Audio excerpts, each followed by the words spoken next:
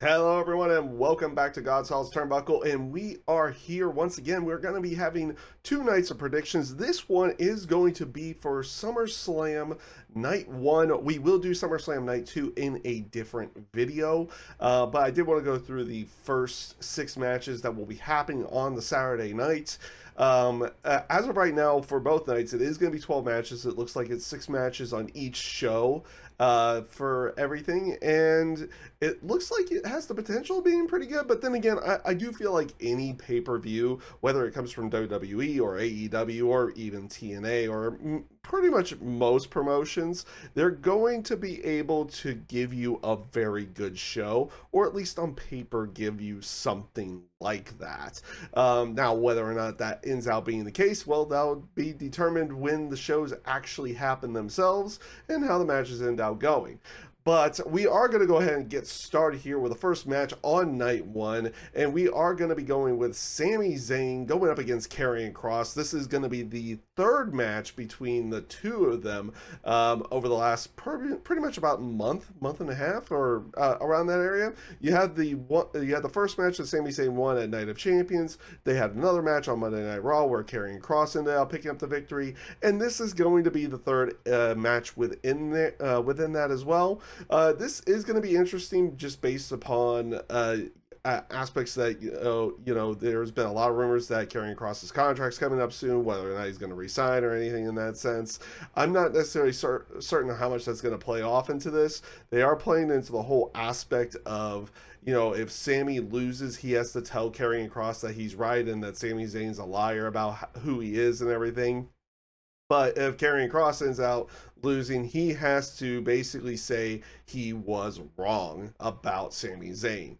Now, just for purposes of the prediction here, I feel like it could technically go either way on this one, but I do feel like you're building up Sami to be going into that world title picture, probably going into next year. I feel like this is a victory for Sami Zayn, so I'm going to be predicting Sami Zayn for this one. And up next, we have a tag team match. It is going to be Randy Orton teaming up with Jelly Roll, going up against Logan Paul. And yes, he is going to be there because he's back in the United States, Drew McIntyre. So this has basically been set up. I feel like this has been set up over the last number of weeks, and almost like right immediately after Night of Champions as well. And it's an interesting match to say the least, because it is going to be kind of it isn't kind of, but it is the celebrity match as well. I do kind of like where they've kind of gone with Jelly Roll. He did cut a pretty decent promo on Logan Paul not too long ago. Now it's going to be an aspect of what he's going to be able to do in the ring. We did see him do like a couple of shoulder tackles and also a boss man slam as well. And so we'll see how it actually plays off when he has to do a whole match. I imagine a lot of this work is going to probably be done with Randy Orton, and you're going to kind of hide Jelly Roll kind of in the background or anything like that, and let Randy Orton, Drew McIntyre, and Logan Paul do most of the work.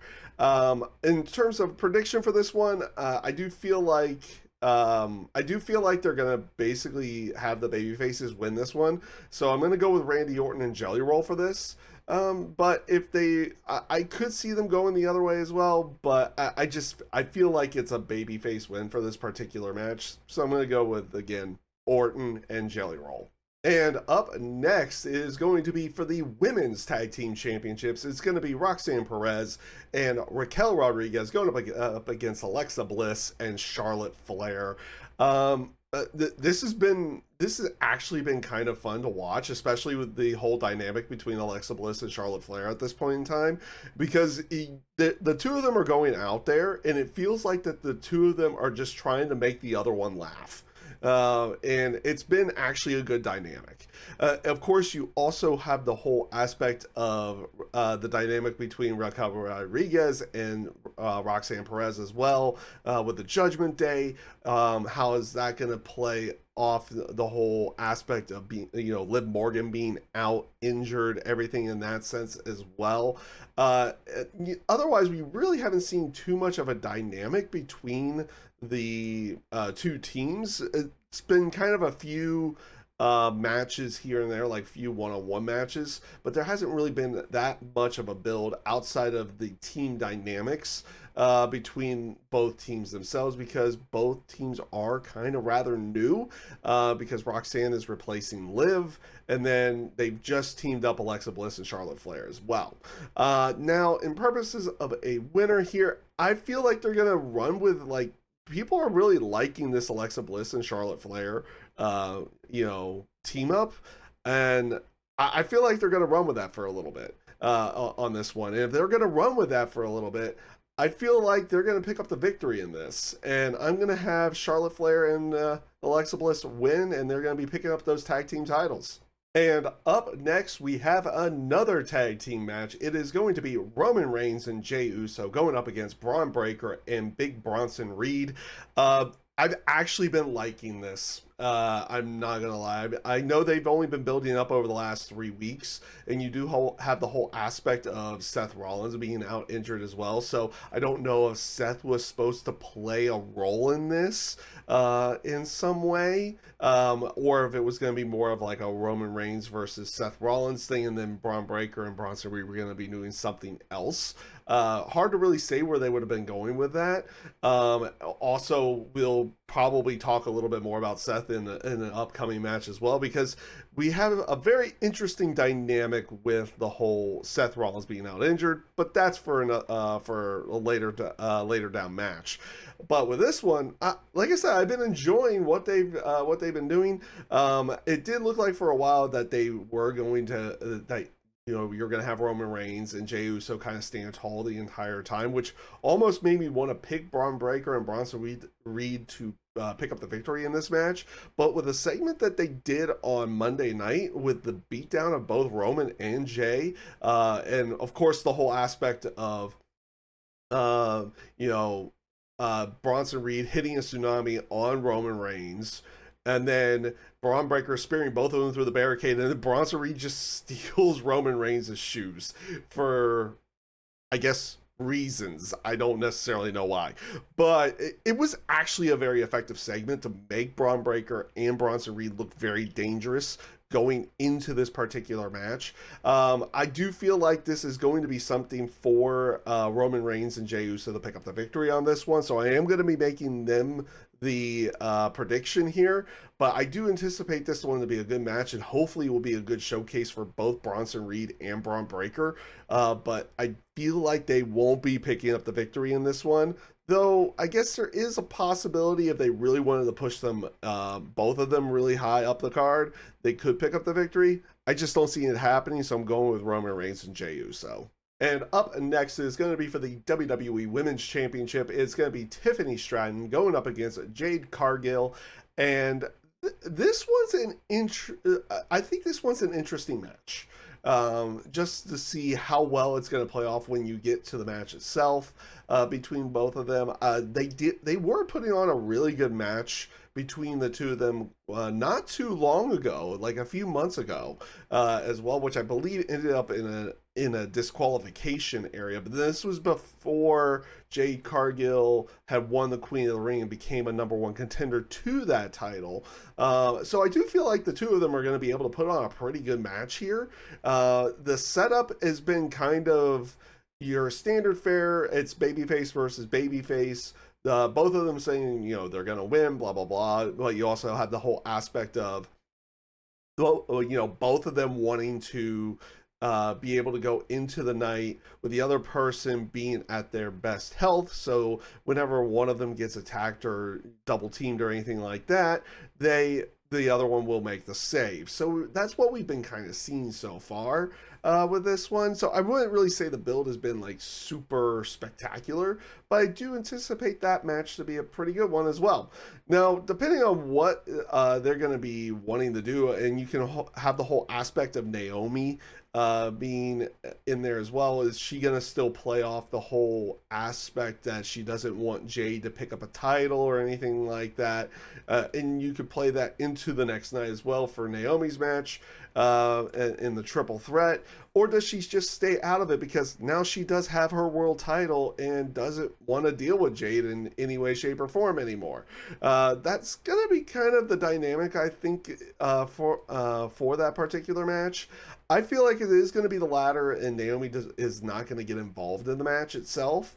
And I do see Jade Cargill picking up the victory in this one and picking up that WWE Women's Championship. And up next, it will be for the World Heavyweight Championship. It will be Gunther going up against CM Punk. And I do feel like this is going to probably be a pretty good match. But I also feel like this will be the main event of night one as well. So it just feels like that would be the case, just based upon the build. That's where I feel like they would be going with this one for a main event. I can't say I've been too super enthralled with the build. I did like the whole aspect of how it started. CM Punk was continually going after Seth Rollins. Gunther basically was getting in his way and way at one point, and Gunther, or not Gunther, but Punk shoved Gunther down. That's kind of where everything did start, and after Night of Champions, it kind of picked up from there. I did like the promo from CM Punk from Monday night, where he basically was saying he needs to be the World Heavyweight Champion, and so he doesn't just want to win it, he needs to win it. Now, the other dynamic of this one, and I feel like this would be probably the place where they would do it, because obviously Seth Rollins has been out injured with a knee injury over the last number of weeks. There have been reports that the Saturday night's main event spot where he injured himself was potentially a work, or at the least a cover-up for another minor injury that they wanted to give him rest for. So it's hard to really say where everything is going to be going on this. You get some reporters who are saying it one way, some reporters are saying no, it's a legitimate injury to his knee. Of course, you had Seth Rollins basically being out there on crutches the entire time as well. So they're playing off so on an aspect on that one, they've been playing off as, is it real or is it just a work? I feel like somebody's probably going to be vindicated in this particular case. I don't necessarily know on my particular side of whether or not I feel like it's a work or it's or a legitimate injury. When they do kind of throw the injuries out there, in that sense, they have been more legitimate recently than, say, other times with that. And I don't necessarily know, but I feel like either one of the sides are going to be vindicated probably on the night one, because I don't see him getting involved in any of the matches for night two, unless they really want to throw a curveball and he gets involved with the John Cena Cody Rhodes match, which is always a possibility. But in terms of a prediction for this one, I know I've been focusing more on Seth Rollins because, again, I just don't feel like that build between Gunther and CM Punk has been super good. But in terms of a prediction for this, I'm going to be going with CM Punk. I do feel like they're going to put the World Heavyweight title on him. And then if everything, is playing out correctly, then, or if everything plays out afterwards, CM Punk will pick up the victory, but then Seth Rollins either that night or somewhere down the road will probably cash in on CM Punk, and then it probably leads into Punk versus Seth Rollins going into WrestleMania season next year. That's how I feel like it's going to go. So I'm going to go with CM Punk to pick up the victory on this one.